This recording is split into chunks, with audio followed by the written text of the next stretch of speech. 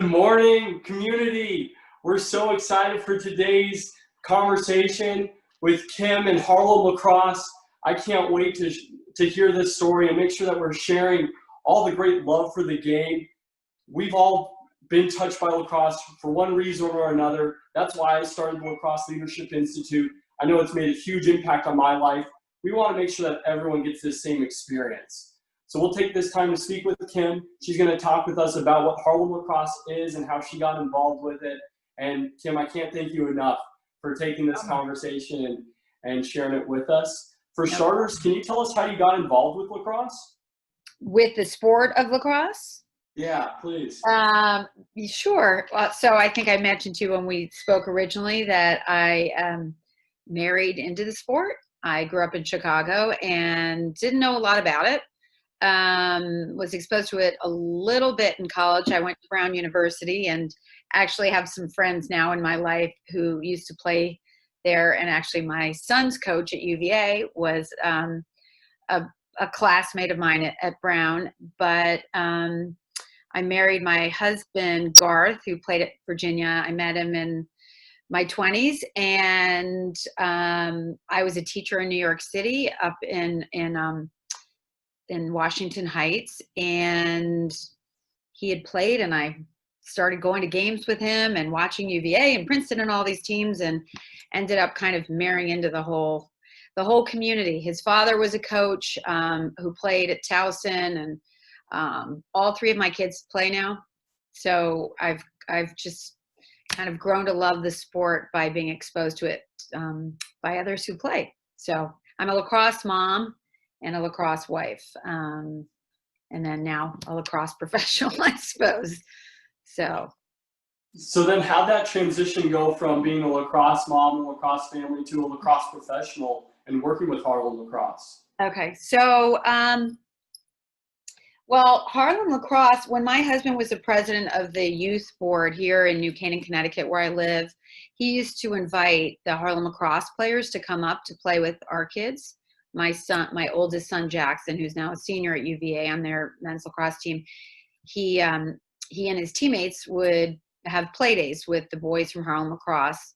And I had a background in education, and I used to teach in Harlem and Washington Heights, and loved what the program was about. They were only in Harlem at the time.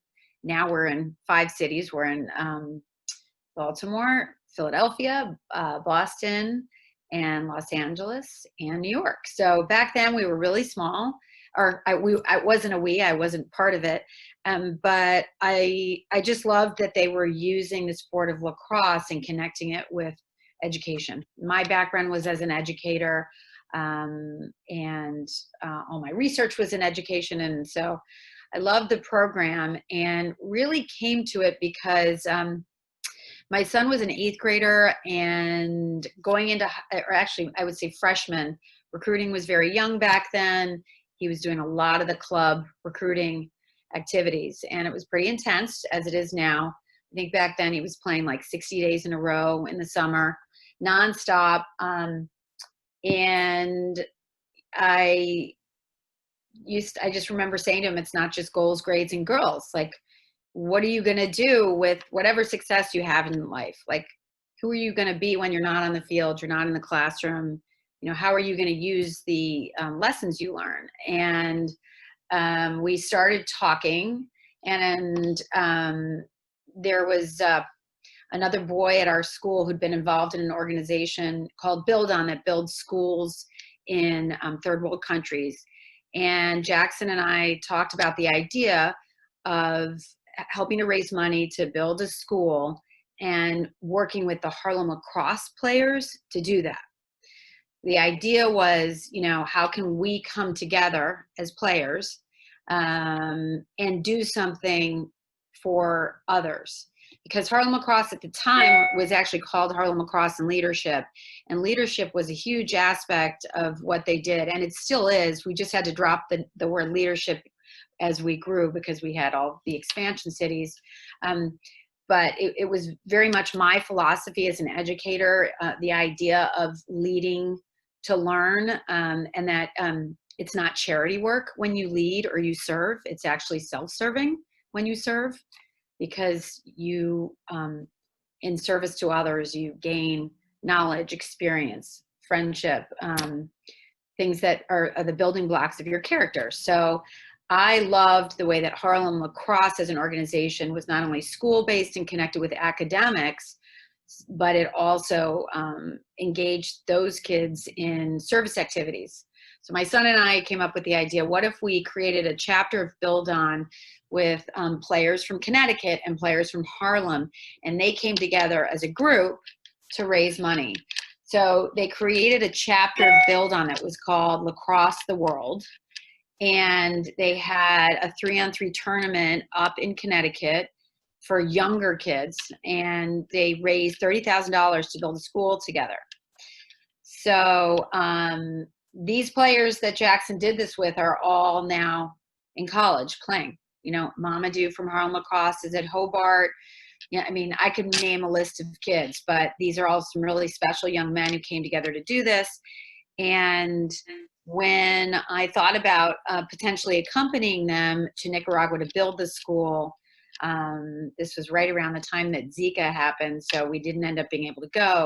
I had proposed to the founder of Harlem Lacrosse, do you think the parents of your players would be open to my accompanying them and researching and writing? Because I've always done a lot of writing in my background as an educator, and I was interested in kind of publishing a book and researching leadership, really, like stuff I would assume would interest you. I really was interested in looking at the connection between sports or lacrosse and education and leadership and service and kind of the impact on development.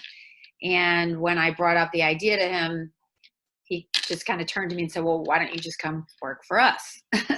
So instead of going and writing a book, I ended up working for Harlem Lacrosse. I was their first non-program director employee, and they hired me to be the director of development, to do fundraising, and also I did some curriculum work with them back then. Now we've gotten big enough that the development piece is more than full-time because there's a lot more kids in our program and there's a lot more need to raise money in order to do the work we do. So it's a very long version of how I circumstantially found myself part of the Harlem Lacrosse family. So That's amazing. And there's so much in that I'd like to unpack a little bit. But first and foremost, you shared a little bit about what leadership means to you and what it really stands for. You talked about it being self-serving and giving you friendships, giving you experiences. Can you share a little bit more about what leadership means to you as well as Harlem Lacrosse? At Harlem Lacrosse or in general? Sorry, like both. I don't know how I would say that Harlem Lacrosse as an organization defines leadership.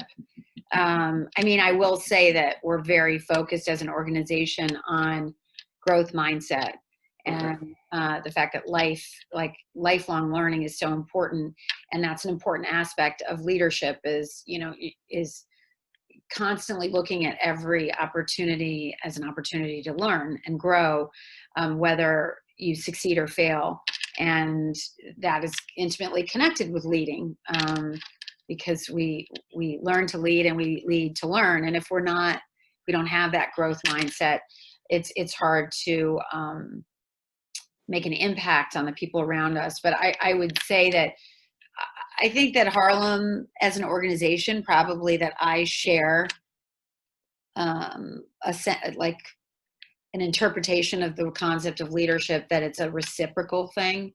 You know, you're only leading when you're making the people around you better, but also, you know, you can lead by being willing to learn from them, because you're willing to be, you know, not the know-it-all essentially. Like a true leader really knows when there's something that others can bring to the table. It's not just like a top-down process of kind of telling others what to do or how things are done. And I definitely think that collaborative concept of leadership is shared by the organization, and the way that our curriculum is designed, the way that we do, you know, our programming, and kind of our approach to the communities where we serve. Like we really become a part of the schools we operate in. We become a part of the community more and more now that we're growing. We believe that the community offers so many resources and assets to us as an organization. And sometimes when you're a program serving what you would say, under-resourced youth or disadvantaged youth, sometimes it's overlooked that just because that systemically they're impacted by inequality and racism and lack of resources, you can sometimes overlook the fact that there are so many resources in their communities, So, whether it's Harlem or Baltimore or any of the cities we serve, like as an organization, we don't look at our own leadership as being one-sided. We look to the community to lead us as well and to partner with us, whether it be service organizations or the school community, foundations, the parents of our kids. So, I guess that's where, to me, like, leadership is most important. It has that kind of reciprocal nature that not everybody shares that. I don't know whether you guys as an institute, but I think that's why sports like lacrosse offer this incredible opportunity to lead and be led and to translate that experience into other areas of your life. And part of that is kind of being vulnerable and open to making mistakes and having other people pick you up and demonstrating that you're a leader by being willing to do that, like being willing to be gritty and to go for the assist, not just the goal. There's all kinds of ways that you put the team first in the sport of lacrosse if you're really winning. And I like, to me, at least in what I've tried to share with my kids and what I think my husband as a lifelong player and coach has taught them is, like, there's nothing better than an assist. And that being a true leader is really there's an element of humility to that. I think that's a word that's key for me in leadership. So I hate to speak too much for the organization that way, but I certainly am attracted to Harlem Lacrosse for a reason. I think we share the approach to character development and leadership. And I can understand that. And for me, what keeps on coming up is that idea of servant leadership. Yes. Having everyone that has the idea of what do you want to accomplish, and then having someone in charge, because you do need a leader that says, hey, this is the goal, these are the steps we're going to get there. But it's really empowering people at the end of the day so that that overall mission and community mission is successful. Right. And that's how you guys have created an organization, is find the community and build from there. Or can you share a little bit more about how you guys have grown from just Harlem to the rest of the cities that you're involved with?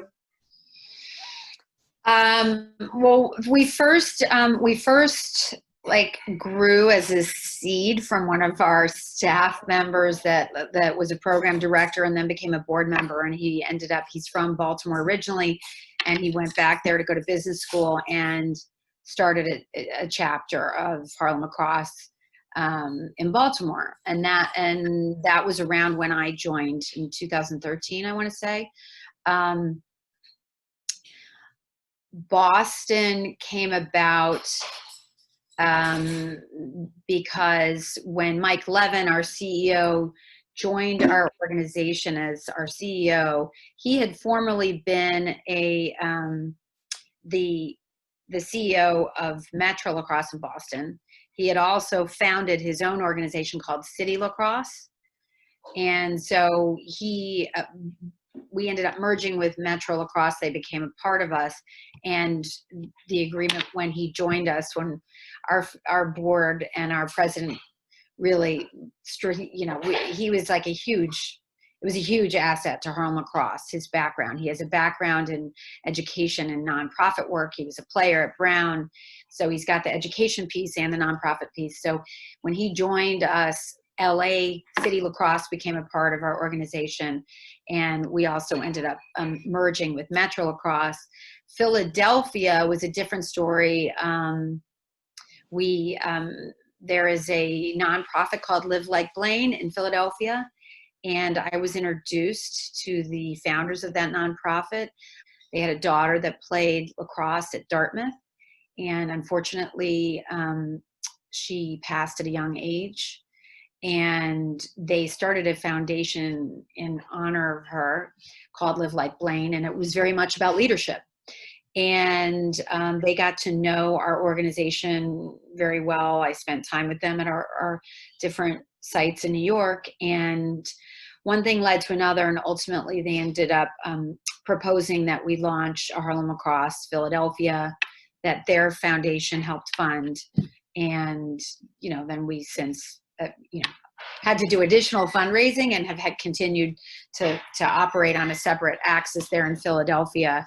They started our first girls program there, and now we have 3 programs. We are actually, yes, 3, 2 girls and a boys program right now. So everything's been pretty organic with us. But now we are definitely at a place where we have 33 programs, and we have 3 high school programs that vertically allow our middle school youth to have the option of continuing to be a part of our program at a public school in the cities we're in. So our first one was in New York, and then we launched in Baltimore. And part of our strategic plan and our commitment is to serve our kids over the long term, all the way to and through college. So part of that we feel is not expanding into more middle school programs, but making sure that our middle school youth in our program have an option in every one of our cities to be in public school. So, and some of our kids do end up getting scholarships and going to independent boarding schools, about 10% of them. That's a great opportunity for those kids, but we are very much a believer that we want to support our kids becoming leaders in their own community as well, and being able to be a part of our program if they choose to stay in high school locally. So we support them through both options, I would say. So we're pretty good with the 5 cities we're in right now, so far anyway. Well, that's terrific, and we know that you have a goal. You have a strategic vision that leads into that, and I think that's a part of that leadership style as well. And hearing that it goes beyond just the middle school, but the kids can then go to high school, because that's a big concern for some of the guys that I've been speaking to in Arizona is, okay, if we start up a middle school team, what do they do then? So Right. Having that next step, and then empowering these guys to go to college and beyond. Mm-hmm. I know we only have a few minutes left, but is there a story of an alumni that you may be able to share that has touched you, or that we have so many. I mean, I think I mentioned to you before that Carlos Beeson is an alum of ours who graduated from, being a top. I think he played at Bates College. I remember meeting him, and he used to literally walk 2 hours or travel 2 hours to and from our program every day, because when he started out in our program in Harlem, then he and his mom moved to the Bronx. And the program became such a part of his life, and he became such a part of our team, that he wanted to continue going to that school. So when I first met him, he was a young man who had then gone on to get a scholarship in independent school and go on to play college lacrosse.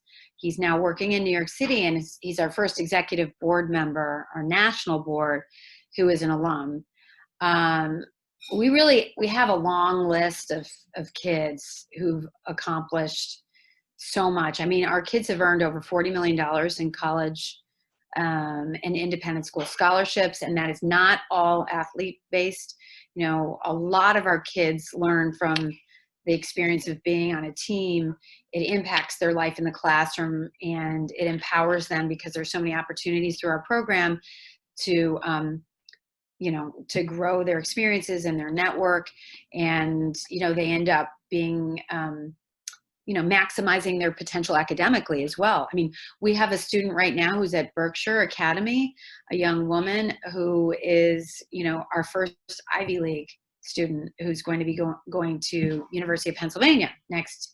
Actually, she's starting this fall, depending on COVID, what their situation is. But but we've really had like such an incredible list of kids that have achieved. We have a student that is currently playing Division I football and lacrosse at Bryant University.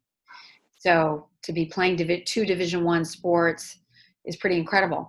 And I wouldn't say that our organization, these are talents and skills that were like there, that was potential in every one of our kids. So they deserve the full credit for all of their accomplishments. What we try to do as an organization is provide them the opportunities to maximize that potential and introduce them to experiences that broaden their world and their mindset so that they can do those things. So and now they're getting to be old enough where they're coming back and they're becoming a part of what we do. I will say the last example I can give is that we actually have our first staff member who's a program director who was also an alum of our programming in Boston.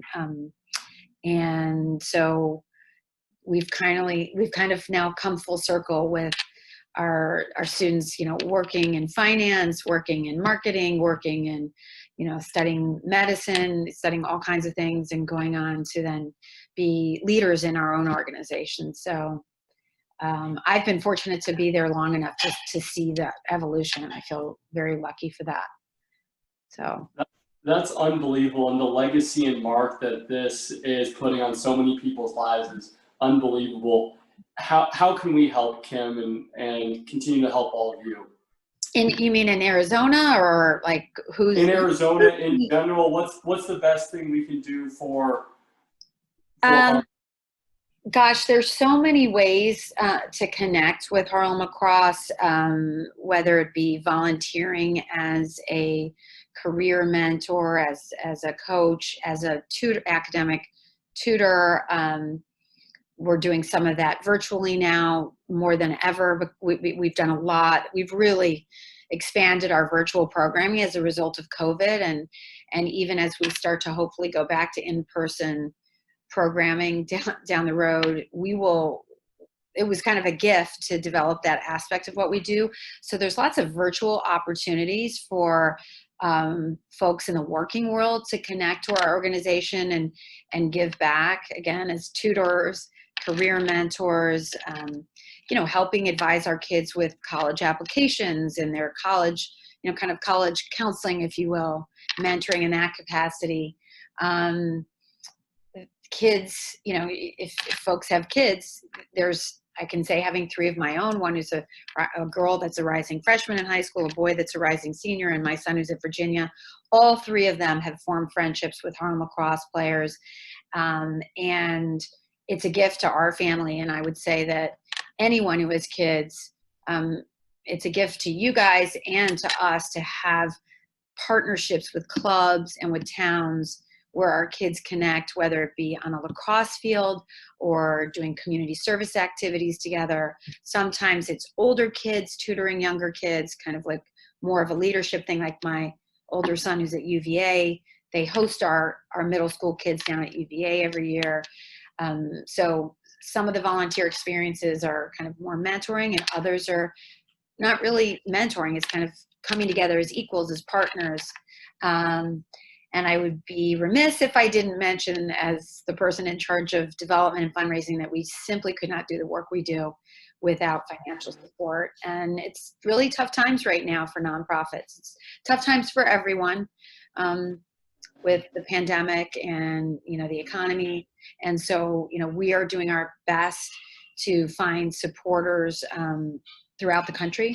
And sometimes people have the perspective that we're in 5 cities, so like our outreach is only to folks that live in our 5 cities. And I think we know now more than ever with technology and the pandemic and Zoom that people can emotionally connect without physically connecting. And there's an opportunity to support our work no matter where you live and to partner with our programs. So, I'm here to talk to anyone that's interested, that has a business that wants to be a sponsor. We have all kinds of events all year where there's visibility for businesses if they want to align themselves with our annual benefit our Harlem Lacrosse Classic fundraiser. We had more people donate during our recent online peer-to-peer tournament than in all of 2016. So the number of people who are aware of our work is growing. And for corporate entities that want to address systemic racism, like, we're an organization that's committed to doing that, because we're trying to break the cycle of poverty and the educational poverty gap, the educational gap.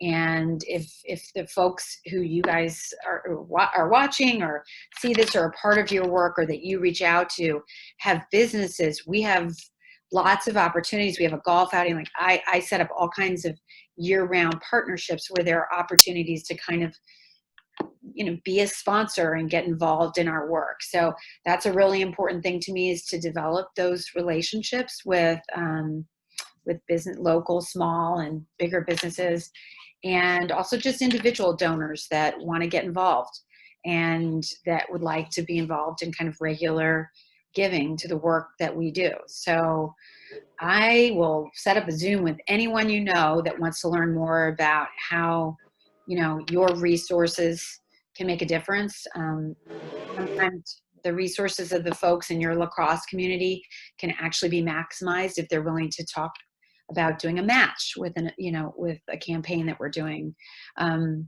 Your own community member, Patrick Harbison, like, volunteered himself to in his PLL tournament to donate based on his own success on the field, his Ground Balls for Good campaign. And as a result of that, other folks got involved and learned about what we do, and then matched his effort. So one person can make quite an impact. I guess is the maybe cliche, but the message I would pass on to your community. There's a lot that could be done. There's a lot that kids can do too, in that vein. Just like my son and their Harlem Lacrosse players raised money to build a school. From one tournament, they got a group of kids to raise $30,000 to build a school. Those opportunities exist for young people to get involved, for all kinds of nonprofits. So I'm not saying we're the only one, but if what we do resonates with folks, and if they want to learn more specifically about our model, please feel free to reach out to me at Kim@Harlem Lacrosse. But there's lots of ways for your kids to get involved in that way as well. We have I'll just give an example of Kai Solomon in Los Angeles, who did a campaign online that I haven't checked in the last few days, but he's raised over $20,000. He's a high school student, through his efforts to address systemic racism on behalf of Harlem Lacrosse. And he's done that with some other players who are going on to play in college. So there's no limit to what young people can do. And I will say, I wrote my thesis in college. It was called Service Learning and the Making of Meaning for Youth, going back to your idea of leadership. And my whole thesis was about the fact that young people, we spend a lot of time in schools since the beginning of education, before kids were apprentices, and then they ended up going to school full time. And we reached a point where there was so much time in the classroom that young people were not given the opportunity to see who they were in the world and how they can make a difference. And part of how young people make meaning and find a sense of purpose in life, whether you live in the city or the suburbs or the country, is servant leadership, is to be on a team and impact your team. And I look at service or leadership in that same way. It's like, it's an opportunity to matter to the people around you, and to belong, and to make an impact. So I would encourage folks to look at our organization as one that encourages young people to explore ways that they can make an impact in a way that, it's, going to be beneficial to a lot of people, including themselves. So sorry that I ramble, but it's hard to get it all in 25 minutes. Oh my gosh, Kim, you're not rambling at all. You're bringing so much value to the game of lacrosse, for starters, but all these communities. There's so much opportunity to change some of the systemic cycles that are out there, and this is unbelievable. We're all passionate about giving the youth opportunity to be leaders, and it pairs right in line with everything that you're speaking about. So thanks for taking the time to share what you all have been up to with our community. That way we can support you all moving forward, and we can make sure that we're changing this world for the better for the future. Well, thank you so much for your interest in Harlem Lacrosse. My pleasure, Kim. You take care. All right, you too. Take care.